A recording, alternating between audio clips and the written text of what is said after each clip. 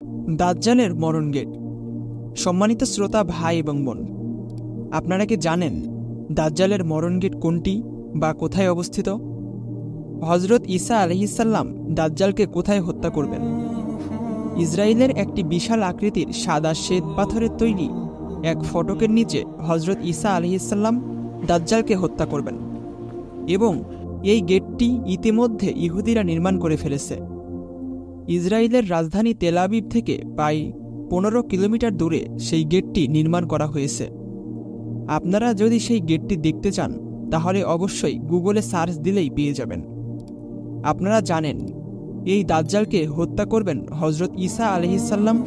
তিনি আকাশ থেকে 2 জন ফেরেশতার কাঁধে ভর করে সিরিয়ার দামেস্ক শহরের এক বিশাল মসজিদের মিনারে এসে নামবেন।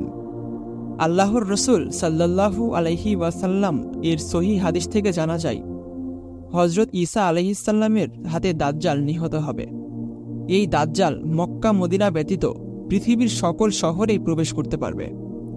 তার অনুসারীর সংখ্যা হবে প্রচুর। সমগ্র পৃথিবীতে তার ভয়াবহ ফিতনা ছড়িয়ে পড়বে।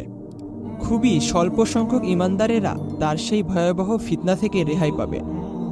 ঠিক সেই সময়ে দামেস্ক শহরের পূর্ব পাশে অবস্থিত এক সাদা মিনারের ওপর হজরত ঈসা আলাইহিসসালাম 2 জন ফেরেশতার কাঁধে ভর করে আকাশ থেকে অবতরণ করবেন। জানা যায় সেই মসজিদটি আজ থেকে প্রায় 700 বছর পূর্বেই তৈরি হয়ে গিয়েছে, ঠিক সেই স্থানে, যার বর্ণনা হজরত আবু হুরায়রা রাদিয়াল্লাহু তাআলা আনহুর হাদিস থেকে জানা যায়। সেখানে সমুদ্রের নিচে আগুন থাকবে, আর সেই আগুনের নিচে অবশ্যই পানি থাকবে। শুনতে অদ্ভুত মনে হলেও তা সত্যি। প্রিয় ভাই এবং বোনেরা, প্রশান্ত মহাসাগরের বিভিন্ন স্থানে পানির নিচ থেকে বর্তমান সময়ে আগুন এবং উত্তপ্ত লাভা বের হচ্ছে। বিভিন্ন বর্ণনা থেকে পাওয়া যায় তখন উত্তপ্ত আরব দেশগুলোতে শীতল বরফ জমতে শুরু করবে। আমরা দেখতে পাই গত 2 বছর ধরে সেটাই হচ্ছে। হাদিসের আলোকে আরও আছে, দাজ্জালের আগমনের সময়, সেই সময় ইরাক এবং সিরিয়ার মধ্যবর্তী ফুরাত নদী শুকিয়ে যাবে। সেখানে বিশাল এক স্বর্ণের পাহাড় ভেসে উঠবে, আর সেই স্বর্ণের পাহাড় নিয়ে পৃথিবীর বিভিন্ন দেশ যুদ্ধে লিপ্ত হবে। আমরা দেখতেই পাচ্ছি বর্তমানে ফুরাত নদী প্রায় 95% শুকিয়ে গেছে এবং দেশের সেনাবাহিনী সেই জায়গাটি ঘিরে রেখেছে।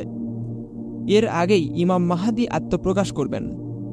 তার নাম হবে মুহাম্মদ অথবা আহম্মদ, পিতার নাম হবে আবদুল্লাহ।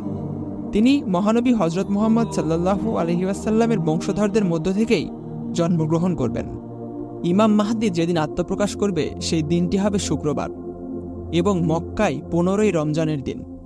আশ্চর্যের বিষয় হল 2010 সাল থেকে মক্কার প্রতিটি 15ই রমজানই ছিল শুক্রবার, এবং ক্যালেন্ডার দেখলে আমরা জানতে পারব এই 2024 সাল পর্যন্ত প্রতিটি 15তম রমজানই হচ্ছে শুক্রবার। ইমাম মাহদী আগমনের সময়কার পরিস্থিতি খুবই ভয়ঙ্কর হবে। হজরত আবু হুরায়রা রাদিয়াল্লাহু তাআলা আনহু থেকে বর্ণিত, বিশ্বনবী হজরত মুহাম্মদ সাল্লাল্লাহু আলাইহি ওয়াসাল্লাম বলেছেন, ওই মহান সত্তার কসম যার হাতে আমার প্রাণ, অবশ্যই মানুষের ওপর এমন একটি জামানা আসবে হত্যাকারী বুঝতে পারবে না কি কারণে সে হত্যা করছে, এবং নিহত ব্যক্তিও বুঝতে পারবে না কি কারণে তাকে হত্যা করা হচ্ছে। যে ধনসম্পদ নিয়ে যুগের পর যুগ ধরে মানুষের মাঝে মারামারি কাটাকাটি, সেই সময় জমিন তার ভেতরে সমস্ত খনিজ সম্পদ ভূপৃষ্ঠে বের করে দেবে। আবু হুরায়রা রাদিয়াল্লাহু তাআলা আনহু থেকে আরও বর্ণিত হয়, বিশ্বনবী হজরত মুহাম্মদ সাল্লাল্লাহু আলাইহি ওয়াসাল্লাম বলেন, জমিন তার ভূগর্ভস্থ স্বর্ণের টুকরা নিক্ষেপ করে দেবে। সময় খুব দ্রুত গতিতেই শেষ হয়ে যাবে। সময়ের বরকত বলতে কিছুই থাকবে না। সেই সময় আপতিত বিপদ মুসিবত এবং ভয়ঙ্কর পরিস্থিতির কারণে তাদের সময় কিভাবে কাটবে তা তারা নিজেরাই টের পাবে না। আসলে এখন আপনারা সবাই নিজেদের জীবনেই এটা ভেবে দেখুন, আসলে আমাদের সময় কিভাবে যে কেটে যাচ্ছে সেটা আমরা নিজেরাও বুঝতে পারি না।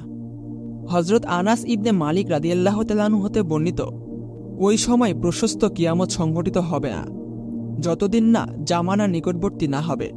অর্থাৎ এত দ্রুতগতিতে সময় অতিক্রম করবে, একটা বছর একটি মাসের সমান মনে হবে, আর একটি মাস একটি সপ্তাহের সমান মনে হবে, সপ্তাহ একটা দিনের সমান মনে হবে, আর একটা দিন যেন 1 ঘন্টায় নিমিষেই চলে যাবে।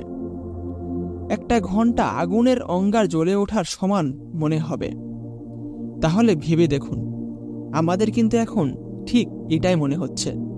সময়ের বরকত আমরা যেন কোনো মতেই লাভ করতেই পারছি না। কিভাবে আমরা সময়ের বরকত লাভ করতে পারি, এই বিষয়ে আমরা পরবর্তীতে একটা ভিডিও বানানোর চেষ্টা করব ইনশাল্লাহ। সবাই সাথেই থাকবেন।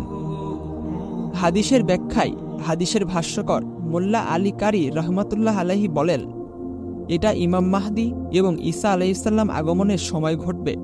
তিনি আরও বলেন, এই ব্যাখ্যাটি স্পষ্ট, কেননা এই বিষয়টি দাজ্জালের বের হওয়ার সময়ে ঘটবে, আর দাজ্জালের আবির্ভাব এই 2 জনের আগমনের সময়ে ঘটবে। তাহলে সুপ্রিয় দর্শক শ্রোতা ভাই এবং বোন, আজকের ভিডিওতে আমরা কি বুঝতে পারলাম?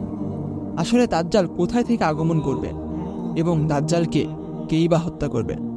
ভালো লাগলে আমাদের চ্যানেলটি সবাই সাবস্ক্রাইব করবেন এবং একটি লাইক দিয়ে উৎসাহ তো অবশ্যই দিতেই পারেন। তাহলে আজকের মতো এখানেই শেষ করছি। আসসালামু আলাইকুম ওয়া রাহমাতুল্লাহি ওয়া বারাকাতুহু।